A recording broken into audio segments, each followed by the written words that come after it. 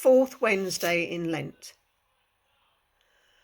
The pain of the betrayal by Judas must have been keen and terrible, and so too the denial of Peter, who had after all been the first to confess his faith to Jesus as the Christ of God.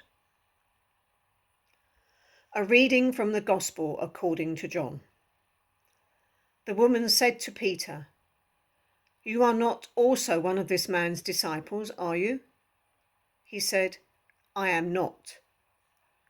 Now the slaves and the police had made a charcoal fire because it was cold, and they were standing round it and warming themselves. Peter also was standing with them and warming himself. Now Simon Peter was standing and warming himself. They asked him, "You are not also one of his disciples, are you?" He denied it and said, "I am not." One of the slaves of the high priest, a relative of the man whose ear Peter had cut off, asked, "Did I not see you in the garden with him?"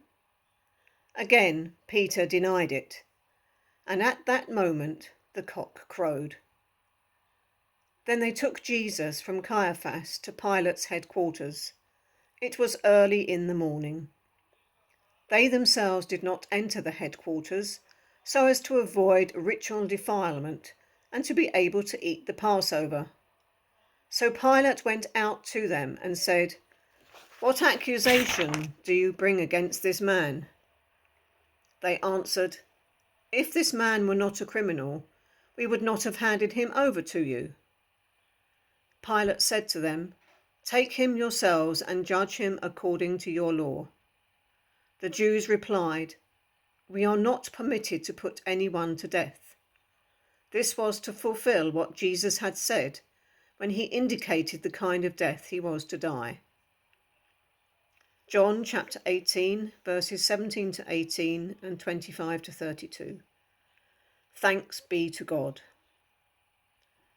When the cock began to crow, Peter felt regret. The crowing of the cock meant something to Peter only because of Jesus' prediction. The cock crow was indeed the morning alarm for Peter to come to his senses. Let us pray that we too will be alert to this alarm.